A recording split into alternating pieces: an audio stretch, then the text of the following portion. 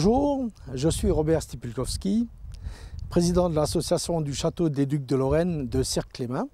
J'ai le plaisir et l'honneur de vous présenter notre château qui, j'en suis sûr, vous plaira énormément. C'est un château d'époque et il a une histoire exceptionnelle à vous raconter. Si vous voulez bien me suivre pour la visite, je vous en prie. Donc nous sommes ici dans l'Arsenal et je vais vous présenter une particularité de notre château, puisque vous êtes devant le plan de notre château actuel qui se trouve ici en Poitiers. Donc ce sont les contours actuels du château. Ce qu'il faut savoir, c'est que le plus gros du château médiéval se trouve enterré ici. Mais il existe et nous avons des preuves, et c'est ce château qui se situe ici en noir foncé. Donc nous avons l'extrême plaisir de vous présenter nos deux châteaux. Ce qui est une particularité du château de Cirques, il n'y en a pas un, mais deux pour le plaisir des visiteurs. Voilà, nous sommes devant le four qui date du XVIIIe siècle. Et juste pour vous situer le niveau de l'ancien château qui se trouve enterré actuellement, il se trouve à ce niveau-là, c'est-à-dire à 5 ou 10 mètres un peu plus bas que ce que nous avons actuellement en plateau. Voilà. Pour situer juste que les choses, elles sont bien enterrées, et pour faire des recherches, ça nous coûterait énormément cher. Pour ça qu'on attend votre visite, pour pouvoir aller un peu plus loin dans nos recherches. Voilà, là j'ai le plaisir de vous présenter les nouveaux travaux qui ont été terminés il y a très peu de temps. Ici, nous voyons des padanes qui ont été reformatés par l'entreprise qui s'occupe de notre monument. Ce que vous pouvez voir, c'est la couleur des pavés qui est très original, puisque c'est le rose qui ressort de cette couleur. Et tout le château a été, construit avec ce genre de pierre, ce que vous voyez sur les côtés, sur les murs restants et retapés par les travaux. C'est la couleur originale de ce château, puisque ces pierres viennent de la carrière située juste en face du château. Donc les ouvriers de l'époque, enfin les soldats plutôt à proprement parler, ont eu un tout petit peu plus de facilité pour monter ces murs, puisque la matière était juste en face d'eux. Ils avaient moins de contraintes au niveau du transport. Donc on faisait déjà dans le développement durable à l'époque. Voilà. Bien, nous voici devant une structure qui a été refaite il n'y a pas si longtemps que ça. Tout ce pan de mur a été démonté pour le rétablir correctement, puisqu'il avait tendance à se sauver vers l'extérieur. Donc, ce qui ne nous aurait pas arrangé en fin de compte, parce que si le mur tombe, pour nous, c'est un gros gâchis. Donc voilà, le mur a été rétabli dans sa fonction originelle et correctement à la droititure qui va bien. Voilà pour ce petit pan de mur qui va sur l'ancien pont-levis et qui continue dans sa lancée vers le rempart sud-ouest. Voilà, ici j'ai le plaisir de vous présenter l'emplacement de l'ancien pont-levis du château du XVIIIe, qui à l'époque servait à faire rentrer les marchandises, servait à faire rentrer le plus gros des choses pour la maintenance du château. Donc cet endroit est quand même, plein de souvenirs pour nous, parce que ça permettait l'entrée du château et c'était la première vue que les gens avaient en venant sur le château.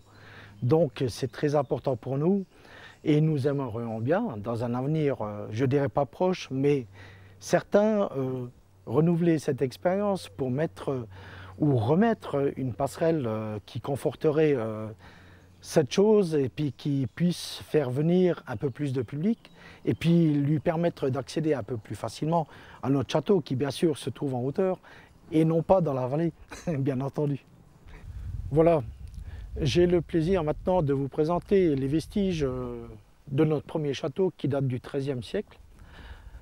Apparemment, ça n'a pas l'air de grand-chose, mais ça représente quand même les fondations d'une structure qui faisait une hauteur de 28 mètres et qui était le donjon principal de notre château moyenâgeux. Donc pour nous, c'est un élément essentiel pour l'explication de la visite du château, parce que cet élément-là, sans lui, le château n'existerait pas. Un château sans donjon, ça n'existe pas. Et même les petits, même les princesses en devenir le savent.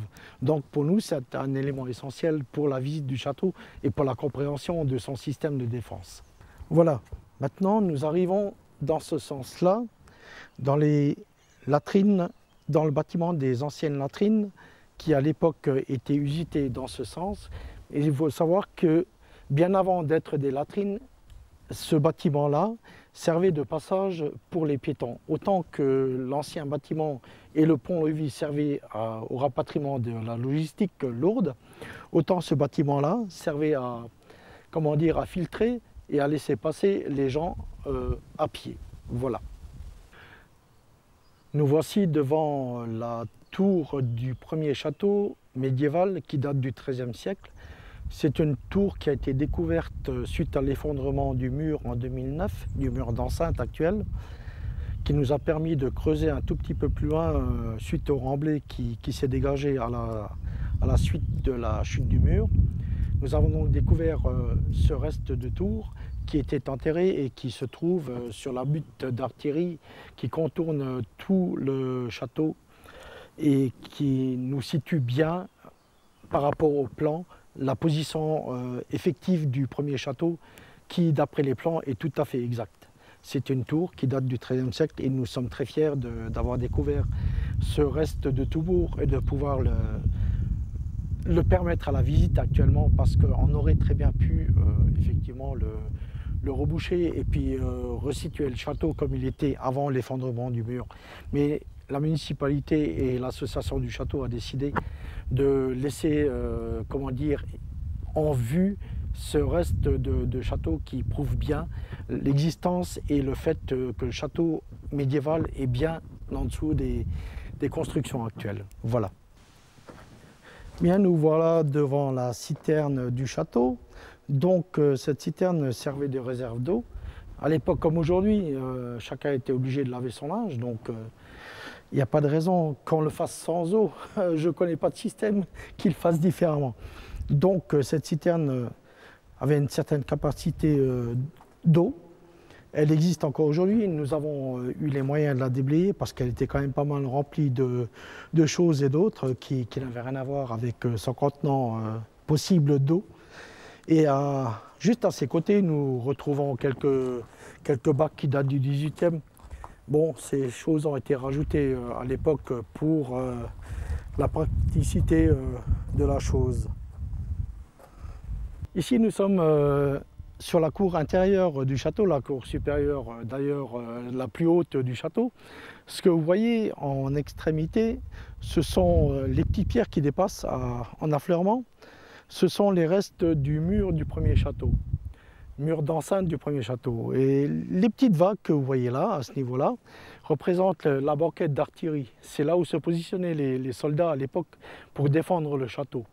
Donc entre le nouveau château et l'ancien château, l'ancien nous a permis quand même de défendre la citadelle à une certaine époque. Voilà, on se trouve actuellement devant la courtine du XVIIIe qui nous reste pour l'instant parce qu'elle a souffert pas mal. Et effectivement, aujourd'hui, ce qui reste visible nous rappelle qu'il y avait des soldats qui se promenaient sur cette courtine et qui nous gardaient notre château pour qu'il puisse, comment dire, continuer à fonctionner correctement pendant des siècles encore. Donc nous préservons ce genre de choses avec beaucoup d'intérêt et nous espérons que vous y participerez activement. La cité et le château des ducs de Lorraine, c'est-à-dire Sire-Clébin, a toujours su s'amuser. Et effectivement, aujourd'hui, nous continuons la tradition avec notre fête du château.